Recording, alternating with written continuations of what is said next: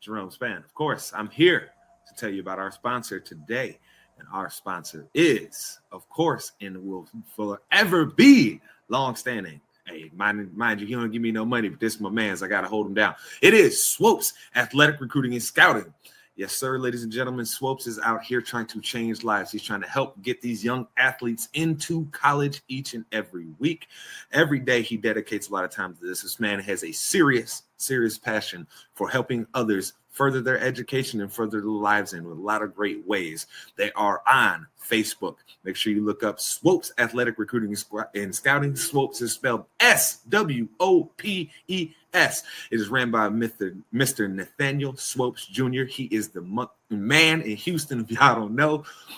But yes, make sure you go check him out if you're trying to get your kid into school, or hell, if you're even a kid here that's thinking about going into school and you want to try and keep playing, keep your athletic career going, make sure you go check out Swopes Athletic Recruiting and Scouting. He is the man that is going to help you keep that dream going. So make sure you follow them on Facebook, and you can get right a hold of Mr. Swopes there. He will help you get into college and keep your dream going for continuing to play your sports. So again, people, Swopes Athletic Recruiting and Scouting.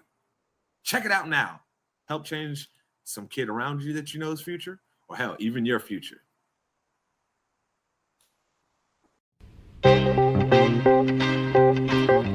Yeah, Enigma in the house. My man J-Span, Titan Studios. It's called From the Heart.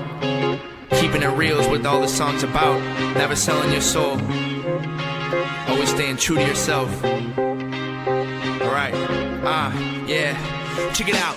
Money, cars, but will never get you far unless you gonna spit it from the heart. Yeah, money, cars, but will never get you far unless you gonna spit it from the start.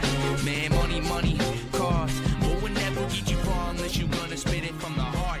Yeah, money.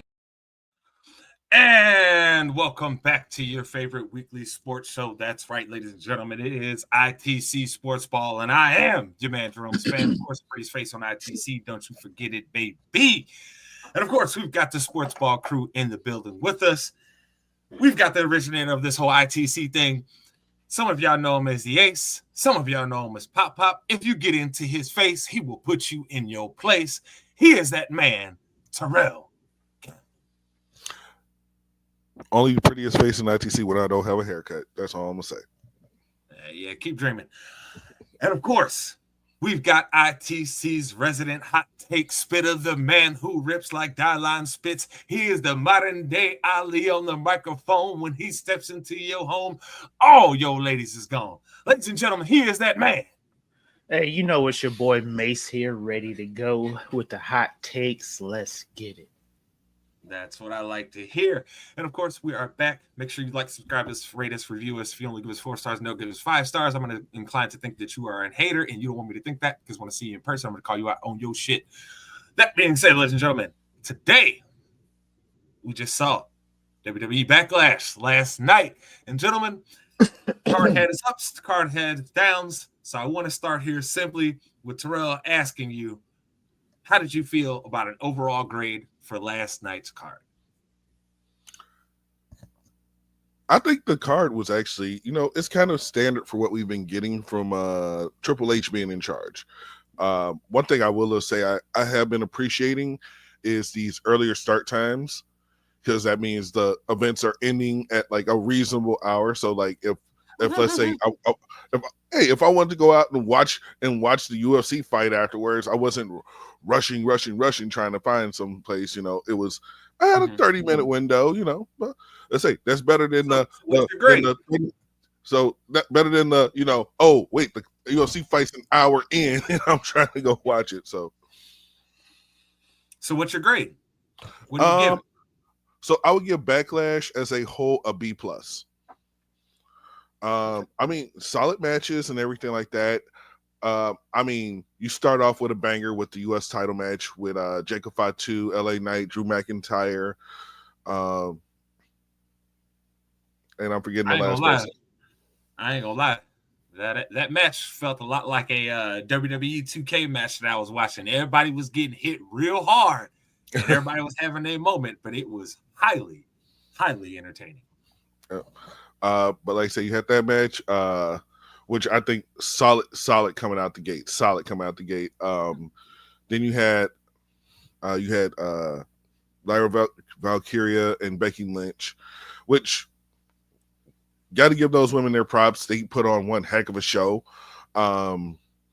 I was not a fan of the finish of the match because it gave you the sense of, hey, Lyra eked one out, but it for a match like that, it was kind of anticlimactic. And our good friend Debo agrees with me on that one.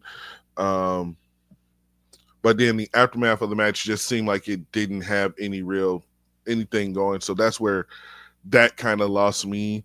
I mean, Dominic and Penta, I mean, come on now. We we know the direction that they're going to go with Penta going forward. So now it's perfect that, that how that match ended, because hey, Dominic Mysterio, he is one of those guys we have literally seen this man as a child to now, and just to see him and see where he's at, it's just You've seen him as a child with his real daddy. Yep. I mean, just to see where he's at now, it's just impressive. Pat McAfee versus Gunther was the match it needed to be. Okay, that's what that match was. What it needed to be. It didn't need to be, a big hole like Pat has a chance. No, it needed to be Gunther killing him. With shades of Pat maybe haven't had a chance. But Cena versus Orton, I don't know what it is about these John Cena matches lately, but they just the finishes are just not there for me. Like, the matches in itself are doing what they're supposed to do. It's just the finish is not there. And what, does Cena have a new finishing move called the title shot? Because every time you hit somebody with a belt, they don't get back up. Like, we've seen people get hit with belts for years and years and years, and pop up the shoulder, they kick out. It's like they were never hit. That's the corporate finisher. Yeah, they were never hit by disloyalty, not hustling, and disrespect. They were never hit like that. So that's why he's bringing the three prongs of those powers. Don't you get it? Well, all I know is that I don't know if y'all saw the press conference. I'm pretty sure you saw the social media. We now know R-Truth is next in line, because I mean his childhood hero just turned on him. What you mean? R-Truth will never turn on his childhood hero. R-Truth is all about hustle, loyalty, and respect, Terrell. Okay, maybe you don't get it, but he is not going to turn on John Cena. Even after John Cena put him through a table? Nope, because he's gonna say, I shouldn't have interrupted your moment, because R-Truth has respect. Okay. You know what? In all honesty, you're right. He probably will. He'll probably pop up on Raw. It's like, hey, John. You know what? My bad. That was your press conference. My bad. Let's say I just wanted to tell you how much I appreciate you, even though people said you suck and you can't wrestle. And then there we go, another hit. Like, I mean, I see it, but we know it's gonna be. We know Truth is coming down the pipeline, and this is one of the ones that I think we all kind of, when Cena announced his farewell tour, we were all kind of expecting and wanting the interaction between John Cena and R-Truth. And then, but more so like, them tagging. Now with Cena being the heel, we want to see them have an actual match, because I mean, we all know R-Truth can go in the ring, and R-Truth for his age puts a lot of people to shame. Like if you are in your 50s and you don't look like R-Truth, say you can't move around like R-Truth, you feel kind of bad, because that man is in his 50s and performing at a high level, and still, like I say, we've seen wrestlers before hit their 50s and all of a sudden got the gut, not moving so well.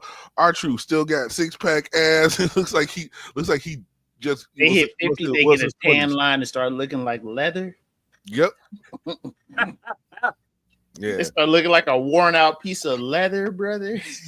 Oh no, it's so true though. It's so true. Oh right? My goodness.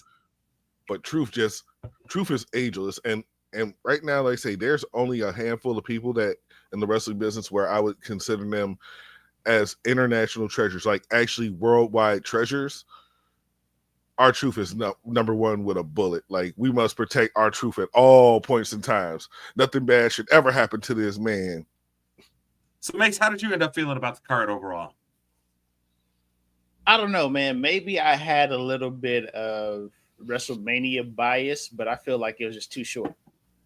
5 matches, and one of them was a throwaway match. Nobody cares about it. Gunther versus Pat McAfee. Nobody cares about that. They just had to slide. They just needed some time slide. It was like, hey, bro, can you wrestle right now? Yeah, bro, I could go out. I could slide out there. Pat, hey, man, you loose? Yeah, all right, bro. Just give me 10. Give me 10 minutes, bro. Give me 10 because we got some technical difficulties. That's what it felt like. But the matches themselves were solid, right? Like, I'm not gonna say the matches weren't good, but it just felt short. But like I said, that's coming off of WrestleMania. I feel like that's just some WrestleMania lag, because I mean we get 2 excellent nights and 10, 11 matches in WrestleMania, and we only got 5 here. So I'm gonna chalk it up to that, right? Like I'm not just gonna sit here and say that the excuse me, yeah, that the night was bad or anything like that. But outside of that, they need to hurry up and wrap this Randy Orton John Cena thing up. Just wrap this bad boy up. That's not what I had in the cards for 2025. I do not disagree with you at all there. Just wrap this up. Terrell knows I was done with the Randy Orton John Cena thing years ago. Like I had said years ago, I never need to see them wrestle again. I had seen enough. I mean, look at the stat that they pointed out last night, right? This was the 26th time that John Cena and Randy Orton were meeting with the championship on the line. That's crazy, bro. 26? Like, really? Really? We needed number 26? Like, come on, man. I don't think we did, but I will give them this. The match was still good. It wasn't like it was one of these situations where we get the match, right, that none of us really needed, but it's a crappy match. We didn't need this match, but it still ended up being an overall entertaining match. So I can't really complain about that. As far as I did have one match that I did have complaints with, and I'm going to be honest with you. It was the Becky Lynch and Lyra Valkyria match, and it wasn't so much of the execution by those 2 ladies in the ring.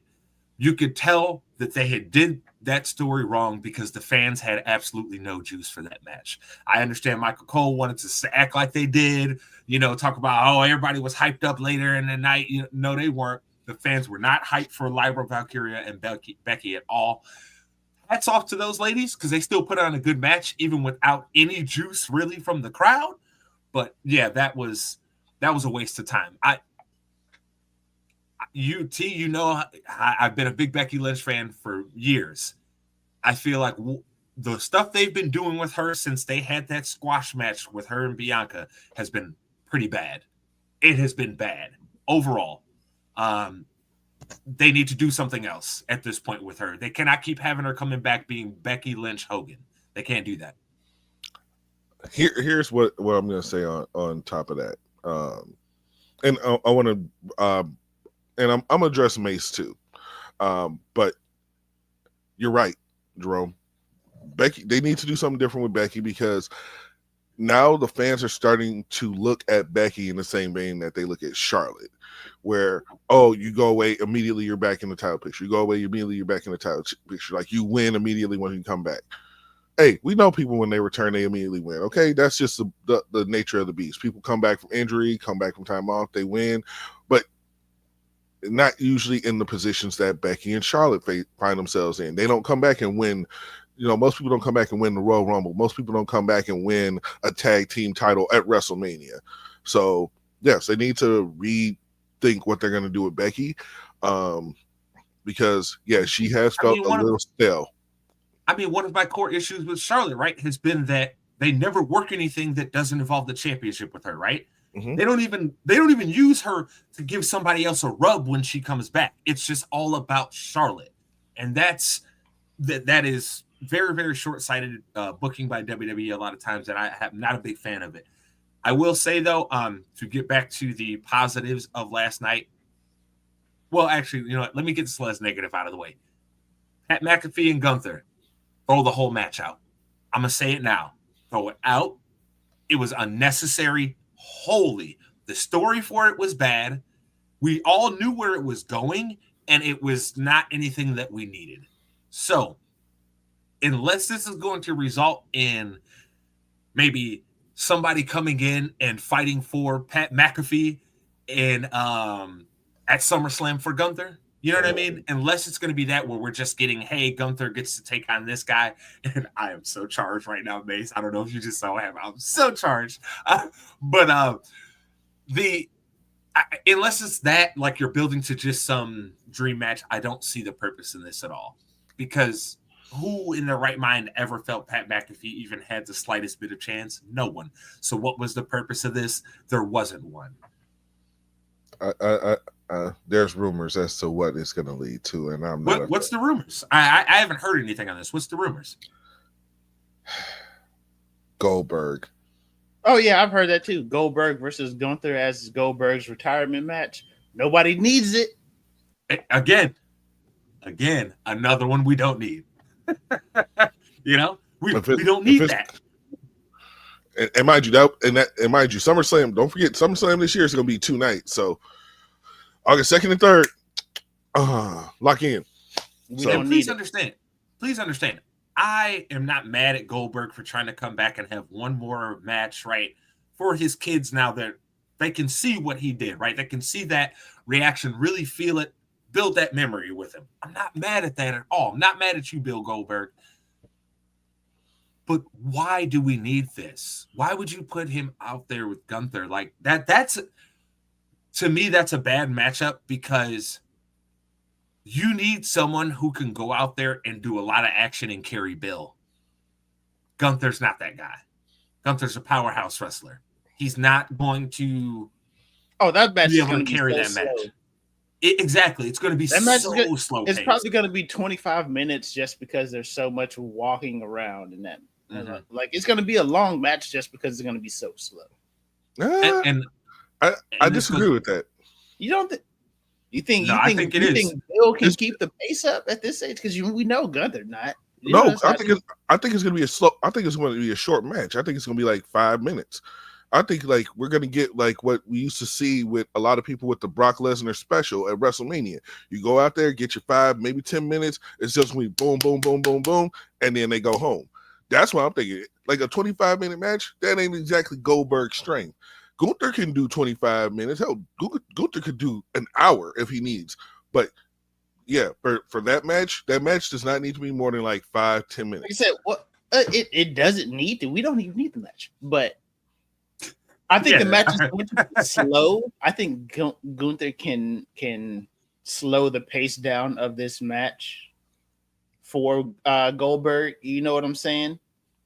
But once again, like I say, he can slow down the pace for like. It's not like we need it to be slow, but at the same time, we don't need it to be fast because, one, are you going to let a retiring Goldberg overpower Gunther, who's one of your biggest stars in the sport, or are you going to let Gunther just completely take out who for the long time was one of the only Terminators in your sport in 5 minutes? You know what I'm saying? So the match can't be fast because somebody's legacy is taking a hit if the match is fast. Why does it matter if Goldberg's legacy takes a hit? It's his last match. Of course, that's the reason why it's his last match. You don't want him to go out sour like that. But he's. I don't think Goldberg would. That's how you go out though. When you retire, you're supposed to go out on a loss. Like I say, of course you're gonna go out on a loss, but I don't think. First of all, I don't think Goldberg is the type of person that's gonna go out and say I'm gonna get dominated in my final loss. No, and two, I don't think Gunther's gonna be like, I'm not losing to a old Goldberg. I'm just not gonna do it. I say I don't think Gunther want to lose to a young Goldberg. Look, I would just simply say, if that is what we're getting, unnecessary, right? I don't think any of us want that, but it is what it is.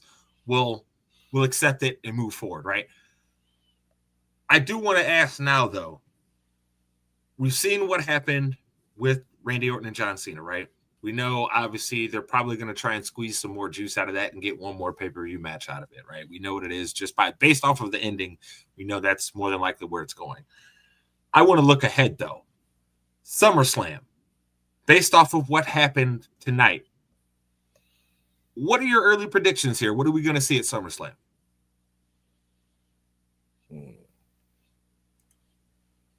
See, I'm trying to think who would be the best fit for John to go up against at SummerSlam.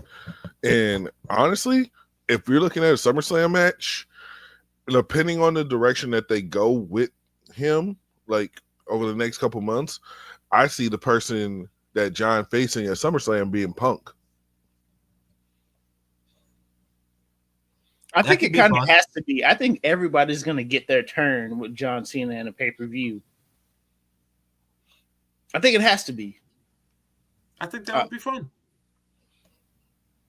Because I mean, the lead up is going to be great. The promos that they're going to cut is going to be A1. It's going to be top tier. So, what's the next biggest pay per view for WWE? SummerSlam. So, I mean, it's the only one that really makes sense, right? Like, you can't bring Cody back. Nobody wants to see Randy Orton and John Cena headline SummerSlam. The only other they try and sell us on a headline of Randy Orton and John Cena at SummerSlam. The only other I know what match would be my bathroom break. Okay, you like said I mean, as far as like a big name to main event, there's like you can't do Seth Rollins, right? Like you can't do him. He's kind of on his side at this point. So your only other, we can't do Cody again, not right now. So the only other option, the only option is CM Punk. Like it's really the only option. Yeah, because you can't throw Roman out there. No. You don't want to throw Roman out there because Roman has to deal with this whole Heyman, Rollins, Breaker situation, which once again we all thought we were probably going to get something out of there that nothing happened with. Because I mean, like I say, we all thought we were going to get Jey Uso versus Logan Paul, but you know that's going to be for Saturday night's main event. And give me a minute, let's say, because I don't. It's hard to keep track. I'm not as young as I used to be, but I'm trying to see when the next Saturday night main event. That's what you're saying, right? All right, so May 24th, Memorial Day weekend, Saturday night's main event. I say so. We got a couple weeks to build up to Jey Uso versus Logan Paul, which I know that is a match that Mace is very much excited to see. But listen, bro, I don't care what none of y'all say. Logan Paul gonna do something to make you tune into the match. Here's the thing. Logan Paul is by far one of those people that he may be disrespectful to like the unspoken rules of the sport, and I get it, man. Nobody likes that guy, but sometimes you need that person.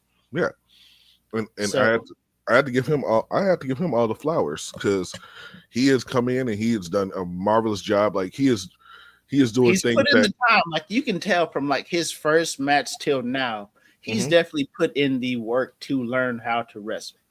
Yeah, you put that you couple that with the athleticism that he can bring and the antics that he's going to try. I mean, come on, man. So like I said, it's a main event that you're going to tune into. It's something you're going to watch. He's been in WWE how long, and he just finally developed his own finishing move. You know, I said, he came in completely green and just ready to jump off the top rope. I mean, I ain't mad at him for taking this long to develop his own finishing move. It takes time, brother. I mean, it's not like he's out there every night on the road performing, trying to figure it out. This man is still out here doing it. As much as I don't like him, he still is out here doing other things. So I ain't gonna hate on him like that. Oh no, I'm not knocking him for taking that long. It's just like say he was winning matches with brass knuckles. Now he actually has a real wrestling move to use. The only thing is, I thought was odd because he decided to use a move that he can't hit on every person. You know, I think that's the point though, right? Because he's made himself out to be very unpredictable. He's predictably unpredictable, right? Because we like I said, we know he's gonna, his high flying antics are gonna happen, but you don't know what he's going to do. You know, he's fairly athletic in the ring, so he can kind of do whatever he feels like. And if you put him, and he's put the time in to like actually learn how to perform with other people in the ring, because you can kind of tell, like from the beginning till now, it was I'm just gonna try things. Now he's trying things. His opponent understands that he's gonna try, so it looks smoother now. You know what I'm saying? Right. So, I mean, what he's been wrestling for 2 years now? I think it's been like 3, maybe That's 4. been longer than that, brother. 3. It's been like we're working on like year 4. Okay, so year 4, fresh out, not with like, I don't know how much training he did before he actually stepped into the ring, but year 4 to come up with a finishing move sounds pretty on par to me. I don't know. I don't know. Ask Chelsea Green. I don't even know. I'm not even going to dive into what that may mean. We're just going to move on. We've got the NBA playoffs going on right now, too, fellas. It wasn't bad. I'm not doing it. You're not setting a trap. I didn't say whether it was bad, whether it was good. I made no judgment on the what the statement was. All I said was, I'm not addressing that. We just gonna move on. That's all I said. Okay. I'm just saying, Chelsea Green had a finishing move in 5 months. So cool. All that being said, NBA playoffs are going on right now. Last night we saw that the Wolves managed to hang on and get that 2-1 advantage that they probably should have had. They probably shouldn't have dropped game 1, right? If we're being honest, that was a pretty piss poor performance from them in game 1. But yes, we have got some competitive series going on right now. We saw also early in the day yesterday, the Knicks dropped one to the Celtics at home. In my opinion, I think that was not the game that they should be dropping to the Celtics. If you're going to drop one, you got to drop game 4, not game 3. You got to come home game 3, say, we still got this. You're putting your foot on your throat. And then game 4, you can mentally then say, if you lose it, whatever, we got game 5. We good, baby. We already won 2 in their place. We can go back and go win another one. So I think that series is beginning to heat up at this point. We're also seeing the Thunder and the Nuggets. Look, man, I know I picked the Thunder to come out the West, and I still believe at this point, but I swear to God, bro, they better stop letting just like anybody on that team beat them except for Jokic. They better say, Jokic, you're going to have to score 75 points to beat us, nigga. You got to score. Them other dudes, stop giving them any open shots. They show none of them can make their own shot except for Jokic. So stop it. Guard them niggas up. Say, Jokic, you got to score 75 to beat us tonight, baby. I don't understand it. All that being said, though, Mace, with how these series are going, do you still feel good about your pre-playoff pick for the NBA Finals? Yeah, I still feel good about it. Crazy enough to me, even Boston going down, losing 2 games at home, I still felt confident, right? Because I don't believe in the Knicks. Cat probably going to check out. My man gonna get you for that one. I don't care, bro. Cat probably going to check out, and probably halfway through game 4, Cat going to decide to leave his game elsewhere. If this series gets tied up, right? If this series is tied up, like if Boston comes back and demonstratively beat New York in game 4, series over with. Like if it's a close game, you know what? And let's just say the Knicks still losing a close game. You know that you can tell that their confidence is still going to be there. But if they get blew out at home, pack it up. 1, 2, 3, Cancun. They out of there. Yeah, you say they might well just pack it up. If Oh, they yeah, lose, bro, if they lose game 4, they need to just pack it up. No. If they get blown out in game 4, like if this Okay. is like a 15, 20 point, like this is like a 15-point win for the Celtics, pack it up. Mm-hmm. If the game stays close, I feel like the Knicks can still, you know what I'm saying, it's anybody's game still. But if Boston figures it out and blows them out in game 4, pack it up. Go home. It's over with. Get your vacation plans ready. But Hey man, so hey, if they blow them out game 4, that need 5 check about to be on fire, boy. Woo! Woo! but for me, bro, I still feel like OKC needs to package some of the guys on their team and go get a definitive number 2 scorer. I feel because you don't right, trust but any of them? I don't. I think Chet can be a good number 3. I think what's the other dude's name? Damn, you've really soured on Chet. You felt this. No. a I year like ago, Chet. You felt he could be a number 2. I felt, but he hasn't developed into the number 2. I I'm thought just he saying, could be the number you 2. must have soured on him then, because I'm not saying I'm souring on him. I'm just taking what I've seen and like he's not the number 2. He's a number 3. He could be. So, do you feel he can still be a number 2? No, he's a number 3 at this point. So you soured on him. That's what I'm not saying I'm sour, bro. I'm taking the information. I'm taking the information that I've gathered from the season and be like, okay, this is what he is. I mean, his skill set says he could be a number 2, but he hasn't developed into that number 2. So at this point, and I mean, OKC still has a lot of draft picks. But package 2 of those dudes and a couple draft picks and go get a true number 2 scorer, because they play hard defense. But we see it in the playoffs all year, bro. If you can't score in the half court consistently, like if you can't create your own shot in the half court offense, you're going to struggle. So I would like to see something fresh and have OKC in the conference championship game. I would love it, but man, I still think they're a scorer away. So I mean, Denver's just gonna wear on them, because we know Jamal Murray is their closeout guy. I don't trust him. You don't? Look, I don't trust him no more. All the evidence says he's a closeout guy.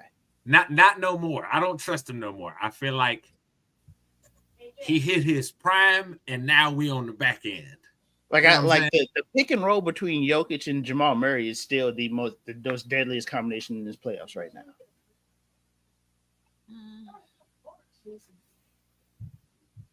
I don't see down the stretch the pick and roll between Murray and Jokic right now. See that? It's still the deadliest combination in the finals right now. So some people might argue Cat and Brunson, but I think I would lean your way. I think I would lean your way most definitely. So like I said, bro, they have a definitive way to score in the half court when they need to, and that's what I see that OKC is missing still. They don't really have that definitive way to score in the half court late in games. Because like I said, with Denver, we know what's going on. We know for a fact, without a doubt, last 5 minutes of the game, pick and roll every time down the court. Jokic, Murray. Last 5 minutes of the game going to happen every single time. So T, I got to ask you, how you feeling about your picks here? I know you were real bold and picked the Pacers when we were talking pre-playoffs here. You made a very bold declaration of supporting Mr. Halliburton there. So I have to ask you, how are you feeling right now? Let me ask you, who's up in that series right now? The Pacers are. Okay, then. Because the Cavaliers are frauds. That's why. The Cavs are frauds. Got all them damn small guards thinking they going to win something in the playoffs. Let's say, not today. It's crazy, bro. They have small guards and like all the length in the world behind him, and they're getting. I think they get Garland back. I mean, he's another small guard, but they're getting Evan Mobley back and somebody else back. So I still think that series is up in the air. I honestly do. I say, I don't know what it is, but it's something about like Tyrese Halliburton. Like say, when I watched him early in the season, I'm just like, there's something in that man's eyes. He wants to prove himself. You know, he wants to prove himself, and I think last year left us a real sour taste in his mouth. I mean, like a real sour taste. Like it's like a shot of Malort being chased by a shot of Sour Patch Kids. Like I mean, yeah. That man's mouth has that kind of taste in it, and he's trying to cleanse it out. He's trying to make sure his mouth tastes like a freshly bit into honey bun. That's right. I'm using these comparisons. I don't care if y'all know what a freshly bit into honey bun tastes like. Go do it one time. It's a wonderful. 15 seconds in the microwave, brother, and you take that thing out. Yeah. But I'm not gonna lie. I That like is an elite snack. That is an elite snack. I like you that. Throw a honey bun in for 15 seconds and eat it. That is an elite one. That's a top 10 of all timer right there. Right, and that's the taste Halliburton wants, and he only gonna get that taste when he goes up and they lift that Larry O'Brien, baby. Honestly, for me, like I understand it because we were talking about Halliburton last year at one point as an MVP candidate, as creeping into the top 10 of current NBA players, and to fall flat in the playoffs the way they did last year, you can kind of tell that he's just like, that's not going to be my story this year. So I definitely think that they are, if they are wanting to see Boston in the conference championship game. I think they have the confidence of whoever we play, we beating you. If we don't bring it on anybody. Anybody. I think Halliburton last year going and playing with the Olympic team and practicing with them dudes and realizing how good he actually is. I think it did the same thing for Ant and him, which is like, oh, I'm on that level. Okay, we good. I got it.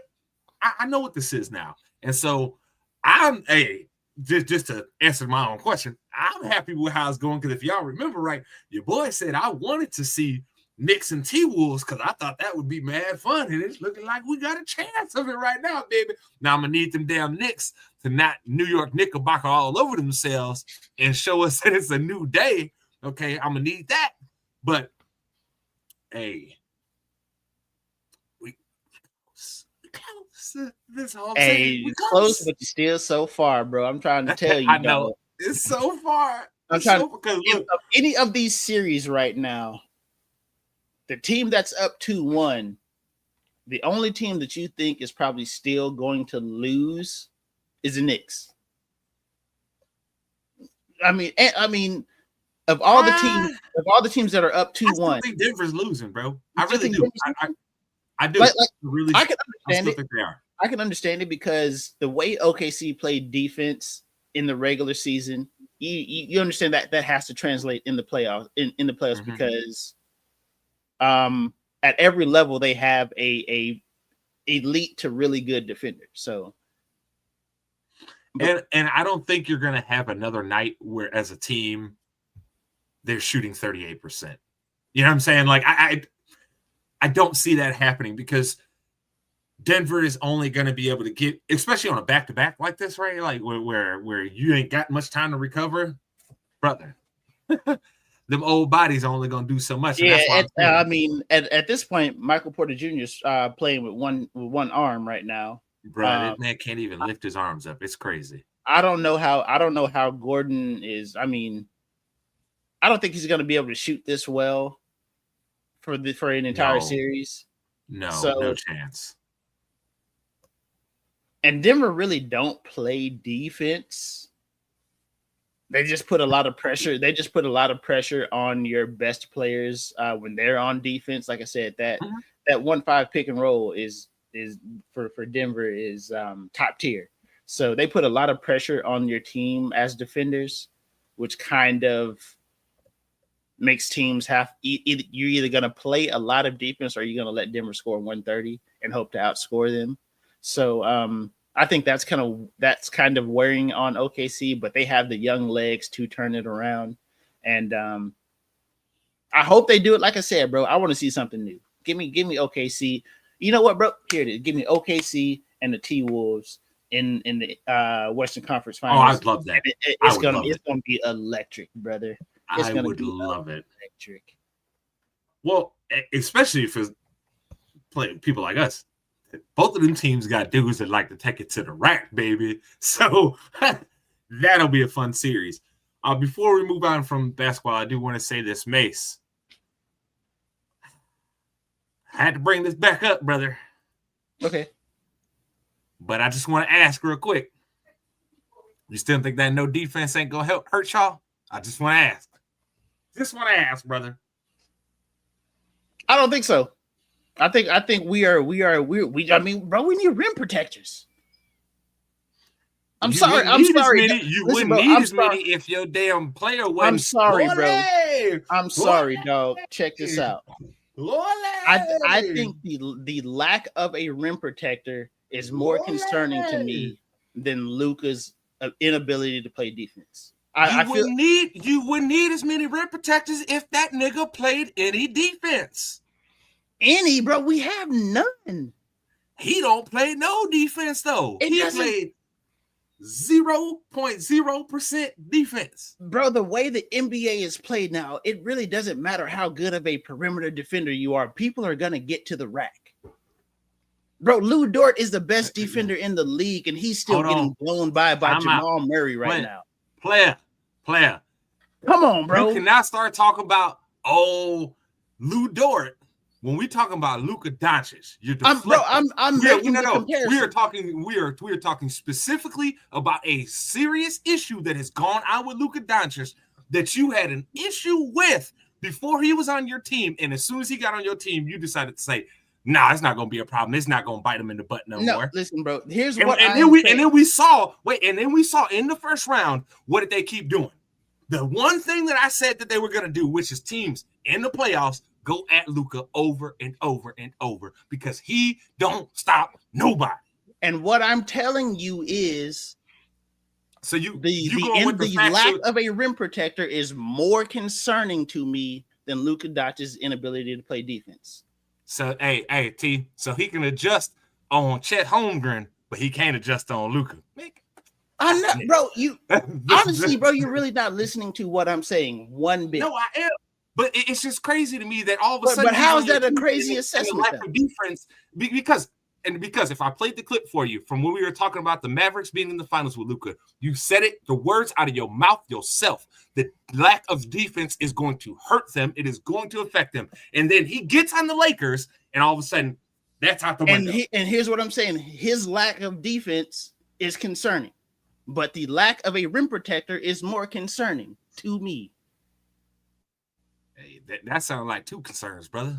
That sounds like I would rather have Luka and rim protectors than a perimeter defender and no rim protectors. I'm sorry, brother. Give me the 26-year-old that I know can give me 38 and 8 and 2 rim protectors. Who said those were your options, though? Those aren't the only two options that are available. He's on my team, so now those are my options. Yeah, I have to adjust to my options. Give me the 38 and 8 and 2 rim protectors. Instead, I'll take that over Lou Dort. I'll take that over Lou Dort any day. I'm sorry, bro. I'm sorry, bro. Give me 38 and 8. Give me 38 and 8. We will see where you at next year. Because again, he's not giving you 38 and 8. He's giving you 28 and 8. But cool. 20. Oh, sorry. Give me 28, 8 and 8. I mean, cool. He should get that, Mace, with a historically high usage rate. That should be something he should do. Because remember, when we used to talk about James Harden stats, that was exactly the same thing we said about him, where it's like, damn, nigga, if you got the ball that much, you should be putting up some numbers. But regardless, I digress. Houston had no rim protectors either. The only time that they were potentially making the playoffs is when they had somebody else to run the team, and Chris Paul, and then he got hurt, and then they left it in Luka James Harden hands, and you saw how that happens. So I'm saying, bro, give me Luka at 26, and people playing defense behind him. I heard this story before, and it's the same story I heard with James Harden. I've heard this narrative before. I'm gonna just let it play out. I'm cool. You got it. I know I got it. He's on my team. I have to have it. What you want me to do? Just like, oh man, we're gonna lose every year now because we got Luka. Come on. No. I see. Here you go again, being disingenuous. You know, I'm not being disingenuous. All I want you to do is be honest. That's it. He don't play no defense, but I'd rather have rim protectors than Luka Doncic play some defense. If he's gonna give me 30 points, 8 rebounds, and 8 assists a game, I'm sorry, bro. I feel like that's more valuable than his ability to play defense. Okay, I'm sorry. And then enjoy keep going out in the first round of the playoffs. Moving on, though, the UFC's got a real big problem right now, and it's a weird thing. It's been kind of ongoing here for a little bit. They really don't have any crossover stars, right? Like we all fell in love with MMA and the UFC when they had a lot of crossover stars, right? Like you saw guys like Rampage crossing over to movies. You've seen Ronda Rousey. I think Holly Holm's been in a movie. I think it was Raquel Pennington. I think it was also been in. We've seen, right? A lot of people have their crossover appeal. Hell, even the sorry behind stupid waste of space Jenna Carano was a crossover, right? Why doesn't the UFC have any of these right now, gentlemen? That's my question. Because I put some thought into this. I can't figure out why. I'll tell you why. I got the perfect answer for you. The guys that would be those stars, they're not paid. Plain and simple. Let's go like last 5 years. If there was anybody that was going to be a crossover star, Francis Ngannou would be that guy. Mm-hmm. And they decided to keep their money in their pockets, and now he's gone somewhere else. And I mean, if there was anybody that was going to do it was going to be him, right? He has the charisma to be to be put in an action movie. Whether or not he can act, who cares? Because he's big, strong, and can throw somebody around. Who cares? Hey, Dolph Lundgren made a whole movie career out of just looking big. He can't act for nothing. Yeah, Stallone, in most of his movies, he can't act. He just looked big, and he ain't even actually big. So yeah, bro. I think it's really just comes down to the guys who could be the stars. They don't pay, and the guys that wish they were stars should probably shut up, like Kobe Covington. Bro, he wishes he was a star so bad. Oh, he absolutely does. Absolutely. Jorge Masvidal, all those guys that just wish that they could be stars. You know what Kobe Covington reminds me of? He's like, you remember when all of a sudden, like when the Trump thing first started happening, right? How all of a sudden, all these B and C list celebrities that nobody had thought of in years, all of a sudden started popping up and being like, I'm a Trump guy. It feels the exact same. It's so disingenuous. It's like, nigga, you don't even believe you, nigga. Stop it right now, okay? But yeah, that is a great point, though, Mace, to not distract from it. See, you look like you really had something to say on this. You look like I could see it in your face as Mace was talking there. What you got there?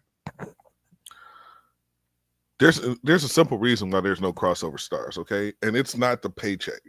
Because guess what? A lot of guys, when they're in the UFC, they do get offered those movie roles. They do get offered those roles while under active contracts, and that's supplemental income. No, the problem is that there's nobody who's been dominating on a high level that's drawing the attention. The only person that we can say that we've seen have a massive, like say UFC career where they were dominant and the general pop culture lexicon knows who they are is John Jones. Let's just think about that. And John Jones has been around for how long? So everybody knows him, but can you name a champion in any of the divisions that has been truly dominant. Hold on, because I know what people are going to say. People are going to bet Khabib. Khabib was never about that. Khabib was about the fight. Khabib never wanted to cross over into mainstream media. Let's say, and we can't. You're We skipping over one guy, but he was a paper champion. So yeah, and that's why I skipped over him, because paper champions don't get acknowledged around here. We only acknowledge real champions, people who actually defend belts. But I think I think that comes down to those, like say those guys are passing up on TV and movie opportunities. I think they have to secure what little bit of paychecks they get from the UFC. Do you honestly think these guys are going to take away from like their training to do a movie when they know that the check from the UFC isn't that large? And honestly, that movie's going to be short term, right? If these guys are thinking long term, like how am I going to feed my family? I have to be in top tier shape at all times for these fights, because but I'm getting scraps. Mace, I'm getting scraps when I do go in the ring. But this is the only thing that I'm really good at, so I have to do it. Yeah, and guess what? You go off and do that movie, especially if you're in high demand. You don't think those movie producers are going to pay you a decent wage, and you're not going to have to. And mind you, because the thing that people always forget about with the UFC is, the fighters get paid, and guess where most of that, and guess where a good portion of that money goes to? Their coaches, their training camp, everything. In the movie, you ain't got to cut nobody else off. That's on you. That's all your money. So it's one of those things. Like why are there no crossover stars? There have been guys who have been close. The closest guy to being a crossover star that we've had in the last 5 years is Sean O'Malley. And I was never sold on Sean O'Malley. Yeah, he beat Aljamain Sterling. Great. Good job. Then what happened a couple fights after? He lost his belt.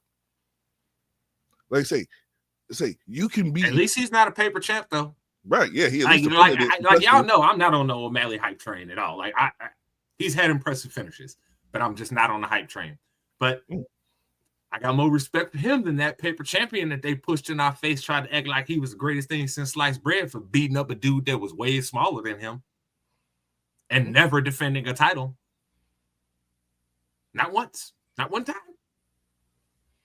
Like I said, bro, I really feel like it comes down to how much money these dudes are getting paid, bro.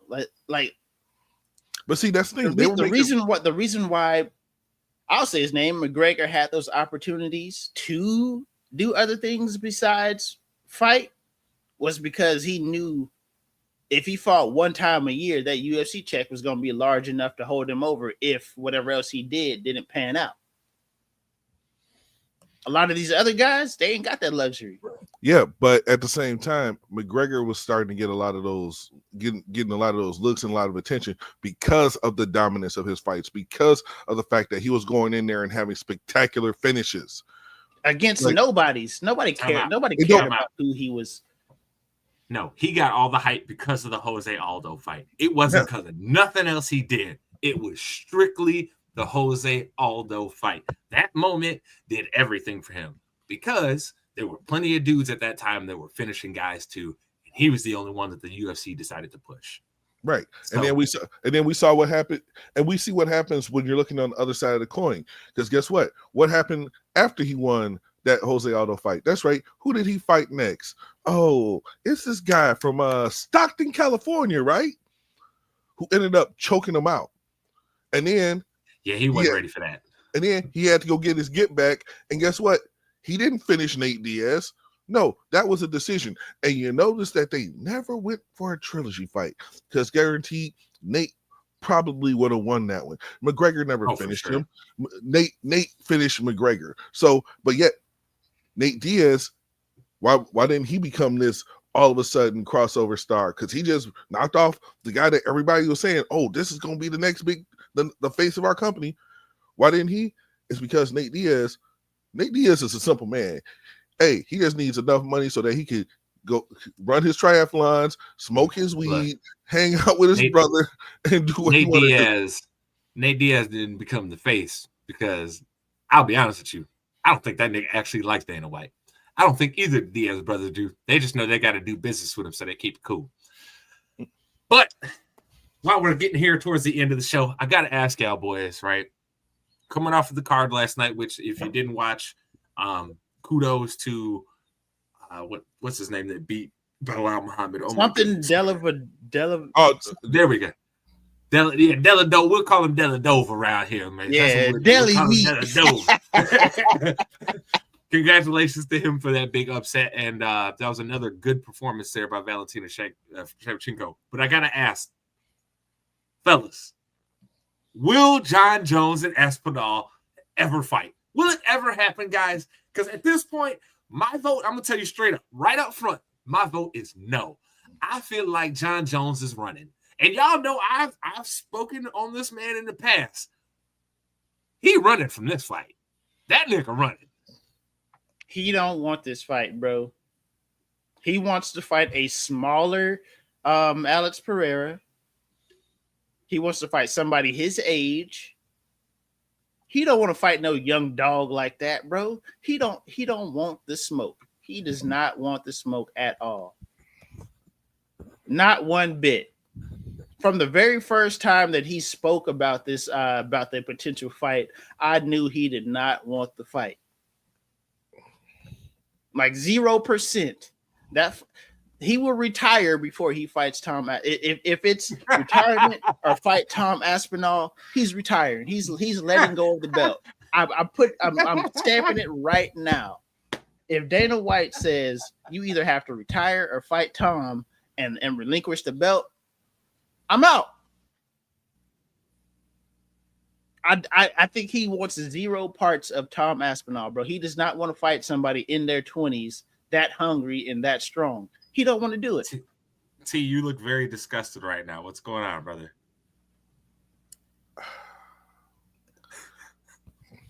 These two.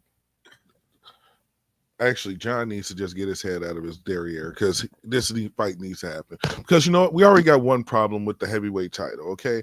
And that is we technically have two. I officially think we have 2 interim champions in the UFC heavyweight division because guess what? Neither one of them beat Francis. Francis left the company, still champion. Neither one of them beat Francis. We legitimized John Jones because of the fact that we've seen John Jones's body of work for a long time, but he never fought Francis. Most of the guys he's fought are guys that Francis picked off. So John Jones needs to fight Aspinall to have any form of legitimacy to that title. The guy that is perceived as the champion needs to fight the guy who is considered the interim champion. And guess what? John don't want that fight. John don't want that fight because John is looking at his legacy. He wants to. John Jones wants to be like, ain't nobody ever beat me. Ain't nobody ever beat me. Tom Aspinall ain't Dominic Reyes. Tom Aspinall's not gonna come out there try and get himself tired out in the first 2 minutes of the fight trying to finish John Jones. No, Tom is gonna let John kind of set the pace and then catch John. Because anybody that's watched a John Jones fight notices when you watch long enough, you see John leaves little holes in his game. Now, some of them are traps, and then he catches you. But Aspinall is quick enough, young enough, scary enough with his hands. Yeah, John set the trap. I'm going to trigger it, but I'm also going to take you with me. I'm just going to say, look, I think John, he saw Aspinall's last fight and was like, nah, baby. I don't want that no more. I think he believed before that last fight. I truly believe that John was thinking in his mind, oh yeah, man, he ain't even gonna be able to knock Curtis Blades out. And then when he finished Curtis Blades and the way that he did, that nigga John was like, uh-oh, not today. Won't be going out to that. Dana's gonna pay me my money and I'm gonna walk away. Nah, he ain't my goat. You can't. Hey, look, think y'all know how your boy gets down on here. You can't be out here Spider tap Silver. dancing. Yeah, hey, you can't be out here. It's either Spider Silver or George St. Pierre.